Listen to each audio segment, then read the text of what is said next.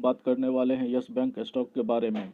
हमें रिजल्ट के बाद एक बड़ी गिरावट देखने को मिल रही है क्योंकि कंपनी का रिजल्ट हमें अच्छा देखने को नहीं मिला था और कंपनी का प्रॉफिट भी गिरते हुए हमें देखने को मिला था, क्योंकि कंपनी की प्रोविज़न बढ़ते हुए हमें देखने को मिला जिस कारण प्रॉफिट गिरते हुए नज़र आया। मगर दोस्तों, प्रोविज़न हमेशा बढ़ते हुए ही नज़र नहीं आता है, वो कभी कम और ज़्यादा होते रहता है।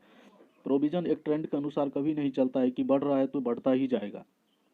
यस बैंक शेयर में हमें अच्छा खासा वॉल्यूम भी देखने को मिल रहा है, जैसे कि आप देख रहे हैं लगभग 7 करोड़ के आसपास आज हमें ट्रेड होते हुए दिख रहा है। यदि सेलर है तो उससे ज़्यादा बायर भी हमें देखने को मिल रहा है। एक्चुअल में दोस्तों हुआ ऐसा कि रिजल्ट अच्छा नहीं आया, जिस कारण पैनिक में जो भी हाई प्राइस पे शेयर बाय किया था वो नुकसान में बेच के निकल गया और बड़े प्लेयर जो एफआईआई वाले डीआईआई वाले हैं उन्होंने उस शेयर को बाय कर लिया। आने वाले टाइम में जब कंपनी का प्रोविज़न कम होगा तब अपने आप प्रॉफिट आपको इंक्रीज होते हुए दिखाई दे सकता है।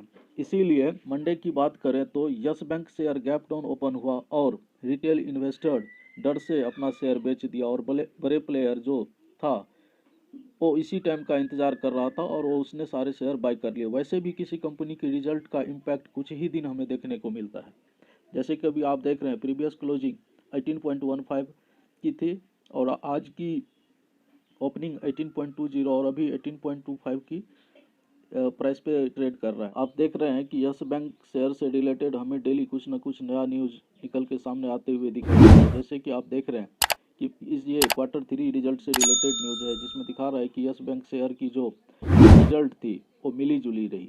तो इसीलिए आपको इस शेयर में अभी डरना नहीं है। हमने सिर्फ कंपनी की प्रॉफिट को देखा, मगर हमें कंपनी की बाकी चीज़ों को भी देखना चाहिए। प्रोविज़न बढ़ा तो प्रॉफिट घटा, मगर कंपनी की एनपीए भी कम हुआ है, जो एक कंपनी के लिए एक अच्छा साइन है। और सबसे इम्पोर्टेंट बात, कंपनी की एसेट्स जो है वो बढ़ा है। लास्ट क्वार्टर में कंपनी की संपत्ति 3,18,000 करोड़ की थी, जो Q3 में बढ़कर 3,43,000 करोड़ की हो गई है, जिस कारण कंपनी का बुक वैल्यू बढ़ेगा और पीई रेशियो कम होगा।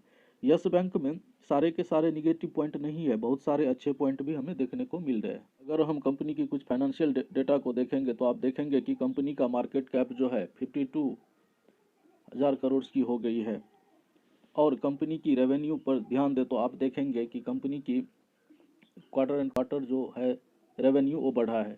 पहले जो 5,474 करोड़ की थी वो 5,872 करोड़ की हो गई है, तो कंपनी की रेवेन्यू बढ़ी है। बैलेंस शीट की बात करें तो आप देखेंगे कि कंपनी की रिजर्व जो है वो बढ़ते हुए हमें नज़र आ रहा है। कंपनी की नेट प्रॉफिट 52 करोड़ देखने को मिल रही है, जो ईयर एंड क्वार्टर हमें डिक्रीज होते हुए दिख रही है। स्टॉक अभी के टाइम सपोर्ट पे है। कंपनी की एसेट्स धीरे धीरे उसी लेवल पे आ रही है जिस लेवल पे कभी वो हुआ करता था, जैसे कि आप देख रहे हैं कि कंपनी की एसेट्स कभी 3,80,000 करोड़ के आसपास थी, जो गिर के 2,57,000 पे आ गया था जिस टाइम ये फ्रॉड निकल के सामने आया था, मगर वो धीरे धीरे बढ़ के 3,18,000 करोड़ और इस क्वार्टर में हमें 3,40,000 करोड़ के आसपास आते हुए दिख रहा है और आने वाले टाइम में हमें इससे भी ऊपर जाते हुए दिख सकता है। आप देखेंगे कि कंपनी की प्रॉफिट लास्ट 3 क्वार्टर से गिर रही है मगर शेयर प्राइस बढ़ रही है। इसके पीछे मुख्य कारण यह है कि कंपनी की संपत्ति बढ़ रही है, बायर बढ़ रहे हैं, साथ ही साथ एफआईआई वाले अपना होल्डिंग अच्छा खासा बढ़ा लिए। जैसे कि आप देख सकते हैं कि एफआईआई वाले ने अपना 12.15 से बढ़ा के 23.24% लगभग डबल कर चुका है अपना होल्डिंग, तो इस कारण से हमें शेयर बढ़ते हुए नज़र आ रहा है। दोस्तों, आप लोगों से एक रिक्वेस्ट है कि हमारे चैनल पर यदि फर्स्ट टाइम आप विजिट कर रहे हैं तो कृपया हमारी चैनल को सब्सक्राइब करें और बेल आइकन पर क्लिक करके ऑल सेलेक्ट करें। अगर हम चार्ट के अनुसार बात करें तो आप देख सकते हैं कि 18 रुपये पे एक सपोर्ट जोन है, जिस लेवल पे हमें बाय करना है, ना कि हमें बेचना है। आप 17 रुपये 50 पैसे पे एक स्टॉप लॉस लेके कंटिन्यू कर सकते हैं और आने वाले टाइम में ये शेयर आपको प्रॉफिट बना के ज़रूर देगा, इसीलिए थोड़ा होल्ड करें और घबराहट में इसे बेचें नहीं।